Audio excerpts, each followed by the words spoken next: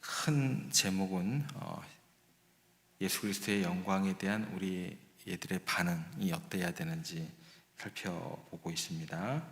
하나님께서 우리에게 부으시는 임재와 영광, 그 영적인 체험, 또 놀라운 은혜를 경험했을 때 우리가 어떤 것을 봐야 할 것인지 정신을 바짝 차리지 않으면 6절 말씀처럼 이는 그들이 몹시 무서워함으로 그가 무슨 말을 할지 알지 못한 일이더라. 아무 말이나 내뱉는다는 거죠.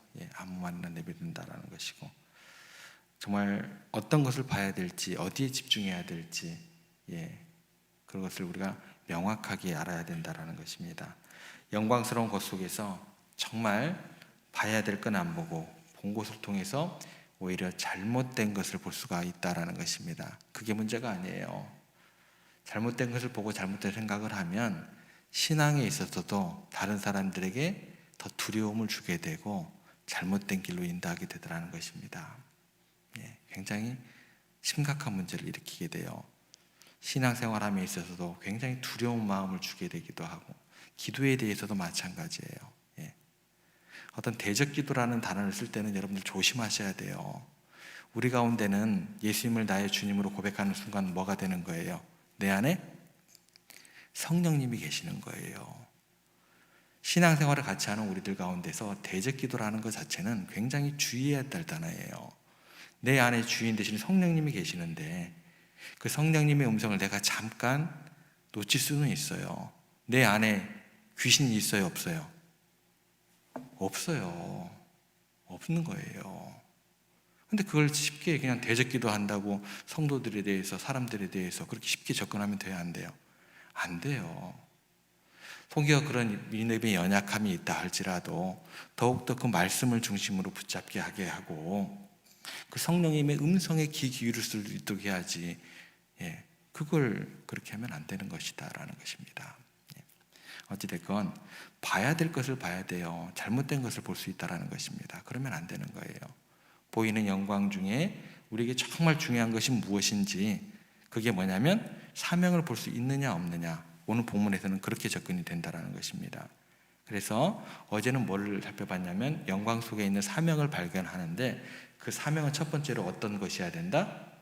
하나님을 기쁘시게 해야 되는 것이다 라는 것입니다. 이것을 다른 말로 좀 성경을 바꿔서 접근을 하시면 어떻게 될까요? 하나님 사랑이 되겠죠. 하나님 사랑. 그러면 오늘은 그 사명을 발견하되 그 사명은 어떻게 될까요? 그 가운데 하나님 사랑 다음에 뭐예요? 이웃 사랑이에요. 그러면 이것을 오늘 본문으로 그냥 직접적으로 접근하면 어떻게 되냐면 사명은 타인을 향하는 거예요. 교회 밖을 향해야 되는 거예요. 머물러 있으면 안 된다는 거예요. 타인을 기쁘게, 이웃을 사랑으로, 이웃을 기쁘게, 이렇게도 바꿔서 적용을 할 수도 있다는 것입니다. 두 번째 영광 속에 있는 사명을 발견하되 그 사명은 어떻게 되는 것이라고요? 타인을 향하는 것이어야 돼요.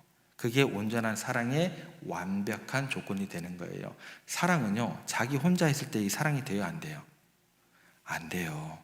그래서 하나님께서는 어떤 하나님이시다? 삼위일체 하나님이시다라는 거예요. 그래서 사랑이시다라는 거예요. 하나님께서 혼자 계신다고 하면 그거는 사랑이 뭔지 모르는 하나님이 되는 거예요. 삼위일체 하나님이고 그 안에 사랑이 풍부하기 때문에 성부, 성자, 성령 하나님께서 풍부하기 때문에 이것이 에너지가 넘치는 거예요. 그래서 어디를 향하는 거예요? 우리들을 향하는 거예요. 세상을 향하는 거예요.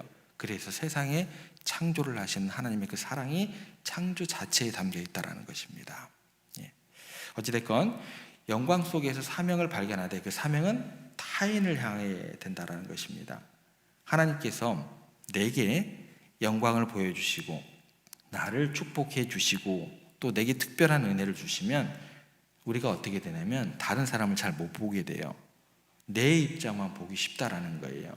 그래서 한번 5절 말씀 한번 가보겠습니다. 어떤 잘못된 바라봄이 있어지고 어떻게 이야기가 나오는지 5절 말씀 보시면 베드로가 예수께 고하여 랍비여 우리가 여기 있는 것이 좋사오니 우리가 초막셋을 줄 때 하나는 주를 위하여 하나는 모세를 위하여 하나는 엘리야를 위하여 하사이다 하니 베드로가 예수께 구하여 랍비여, 그 다음에 뭐라고 그러냐면 우리가 여기 있는 것이 좋사오니, 그 다음에 뭐라고 하면 우리가 초막셋을 짓되 하나는 주를 위하여, 하나는 모세를 위하여, 하나는 엘리야를 위하여 하사이다 하니. 질문 드릴게요. 지금 변화산에, 높은 산에 몇 명이 올라왔어요? 예수님 빼고 몇 명이 올라왔죠? 3명이 올라왔습니다. 누구 올라왔어요? 베드로, 야고보, 요한. 그럼 밑에는 몇 명이 있는 거예요? 어려운 질문을 드렸죠. 9명이 지금 산 밑에 있는 거예요. 그죠? 9명이 산 밑에 있는 거예요. 그러면 나머지 9명의 제자들은 산 밑에서 예수님과 선택된 그 3명만 제자가 없으니까 누구를 기다리고 있는 거예요? 눈이 빠지게 누구를 기다리고 있는 거예요? 예수님하고 3명의 제자들을 기다리고 있을 거 아닌가요? 그리고 그들 마음 가운데 어떤 생각이 들까요? 다른 제자 생각은 자존심 상한다 야. 어떻게 우리는 쏙 빠지고, 개별적으로 그렇게 생각을 하겠죠. 서로 남들에게 얘기는 못하고 왜 나만 쏙 빠지고 3명만 데려가셨을까? 얼마나 밑에 있는 사람들은 눈이 빠지게 예수님과 3명의 제자, 예수님을 많이 기다리고 3명의 제자들은 좀 미웠겠죠.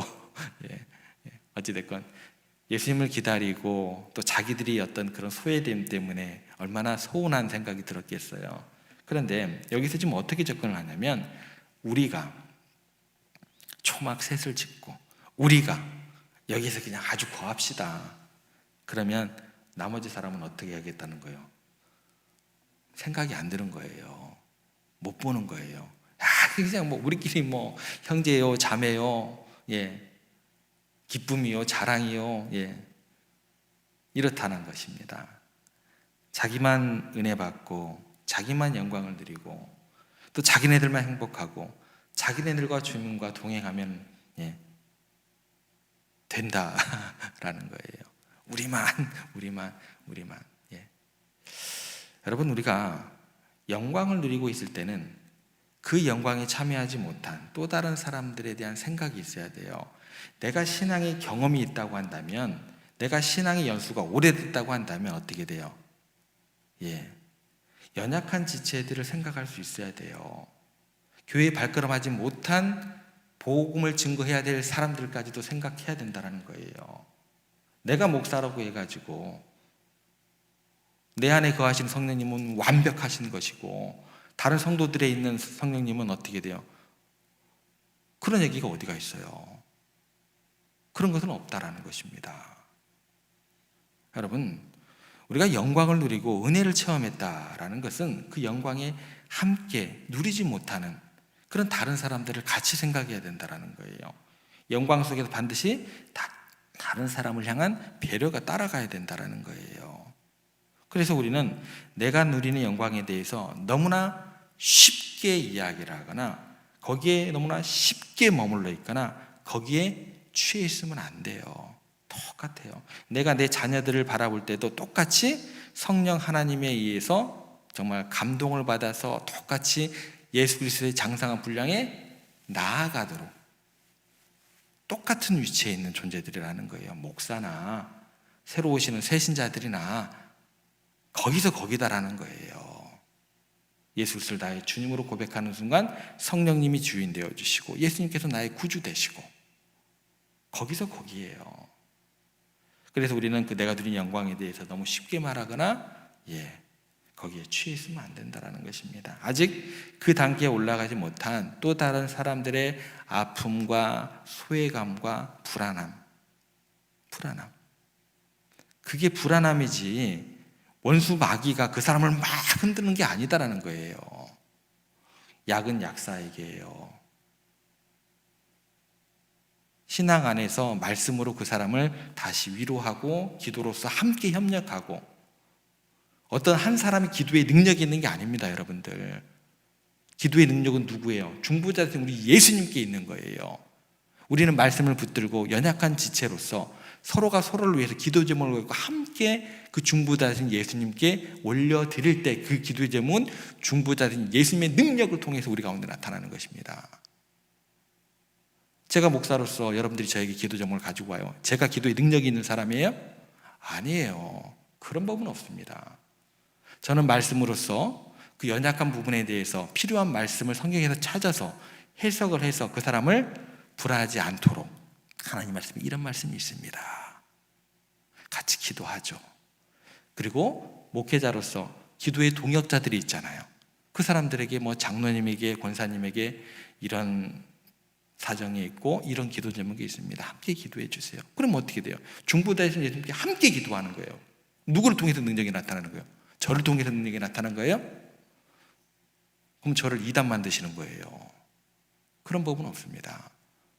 함께 기도했을 때 중보자이신 우리 예수님께서 우리의 합심해 드리는 그것을 우리 가운데는 말씀에 의지해 나아가기 때문에 그 어려운 고난과 힘든 가운데서 말씀의 위로를 얻게 되고 흔들리지 않고 우리 주님을 계속 바라볼 수 있는 그 인내가 주어지는 것이죠. 신앙생활에 대해서 정확하게 정립하시기 바랍니다. 어찌됐건 다른 사람들의 아픔과 소외함과 불안함과 그런 것들을 우리가 함께 생각할 수 있어야 된다는 것입니다. 우리들의 행복은 다른 사람을 그렇게 생각할 때 가능한 것입니다. 나만 생각하고 우리만 생각할 때는 절대로 그 기쁨은 확장되지 않습니다. 지금 밑에 기다리고 있는 제자들을 위해서 내가 지금 은혜를 체험했다고 한다면 빨리 내려가야 돼요. 내가 알고 있는 말씀을 빨리 증거해야 돼요.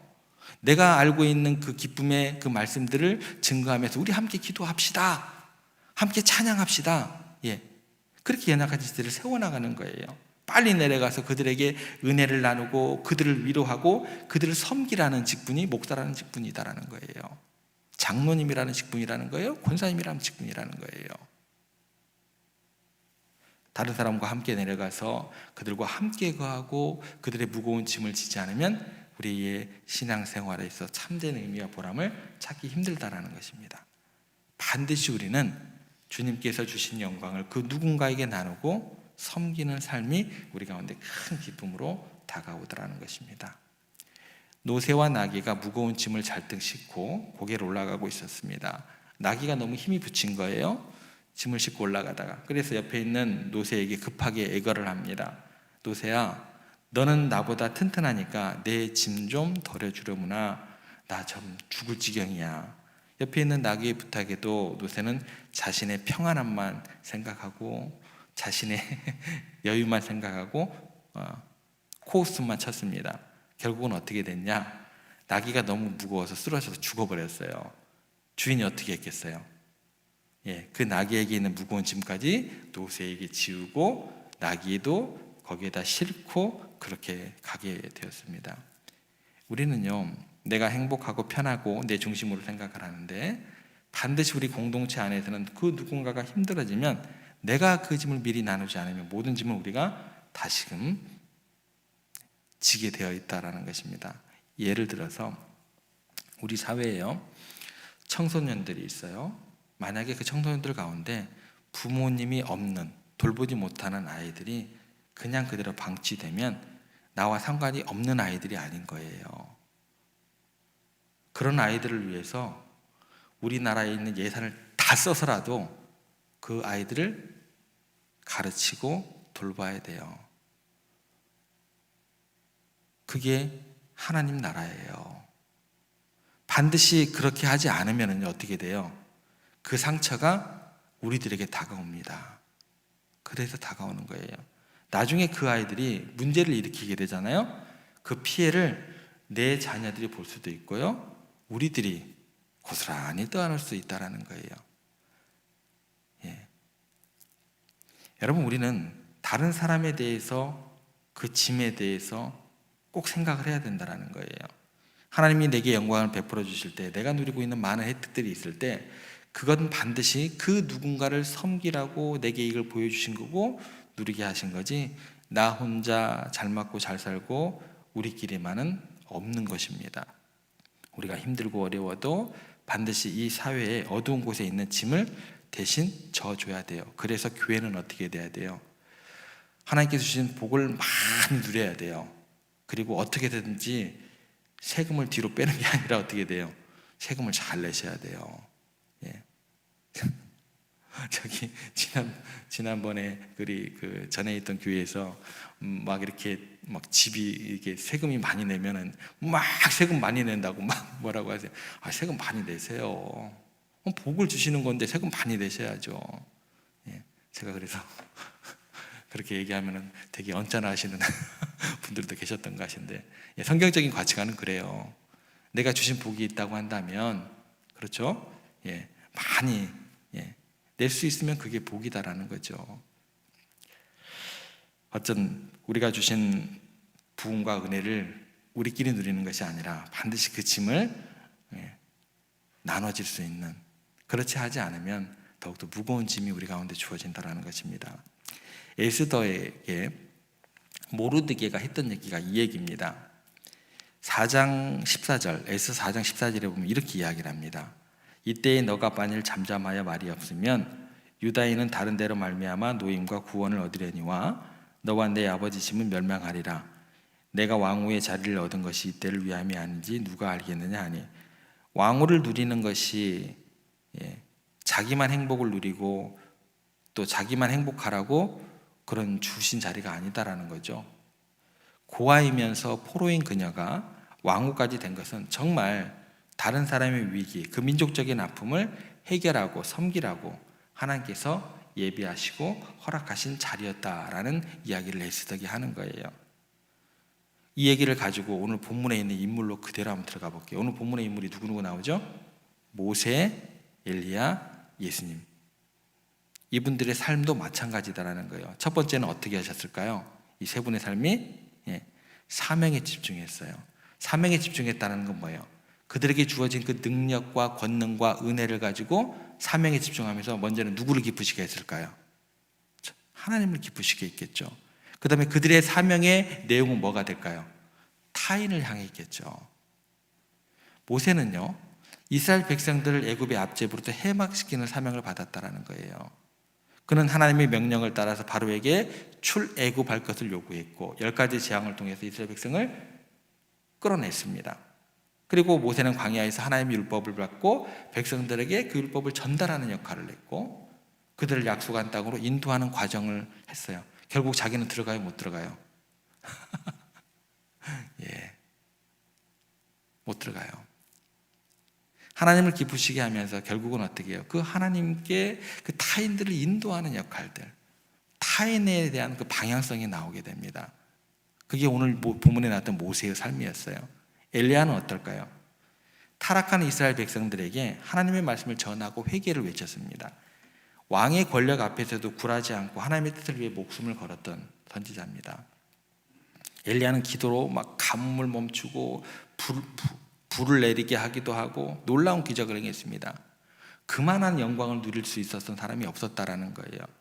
그런데 그의 기적들은 단순히 사람들을 놀라게 하고, 야, 나 봐라, 나에게 이런 영광과 능력이 있어, 하나님의 은혜가 있어, 그게 아니고 하나님의 그 능력과 심판을 보여주면서 사람들을 하나님께로 이끄는 회개의 그런 것들을 촉구하기 위한 도구에 불과했던 거죠. 예수 그리스도께서는 세상 죄를 지고 십자가를 지시고 온 세상의 죄인들을 위해서 구원의 길을 열어주셨습니다. 그분의 희생과 부활은 우리에게 영생의 소망을 선사하시면서 하나님의 그 관계를 회복을 하게 하는 그런 엄청난 구원 사역을 감당하셨다라는 거예요. 근데 베드로가 지금 뭐라고 중얼거리는 거예요? 그 영광을 보고, 야, 이것이 좋사오니 밑에 있는 사람들은 우리가 기억하지도 말아버립시다. 여기에서 그냥 그 영광만 우리끼리만 보지 못해야 될 것을 보고 그냥 뭐예요? 그냥 아무 말 잔치를 하고 있다라는 거예요. 아무 말 잔치를 하고 있다라는 거예요. 그게 아니죠. 오늘 나타난 이 세 분의 어떤 그런 것들은 예수님뿐만 아니라 엘리야, 모세 모두 그들이 마주한 하나님의 영광 속에서 사명을 발견하면서 하나님을 기쁘시게 하고, 다시 말해서 하나님 사랑을 하였고, 그 사명이 어디를 향했다고요? 타인을 향한 이웃 사랑을 하는 방향성을 가지고 나아갔다라는 것입니다. 여러분, 하나님께서 주시는 영광과 축복 가운데 우리가 그 영광에 안주하지 마시고 거기에서 사명을 발견하시되, 먼저는 그 사명이 하나님을 기쁘시게 하는 사명이 되시기를, 그리고 두 번째로 그 사명이 다른 이들을 바라보시면서 연약한 지체들을 더욱더 주님 안에서 강하게 세우시고 도와주시고 그렇게 섬기는, 그리고 세상을 향할 수 있는, 그렇게 세상을 바라보면서 그렇게 사명이 그렇게 밖으로 흘러넘치는 여러분들과 우리 교회 되기를 다시 한번 주님의 이름으로 부탁을 드립니다.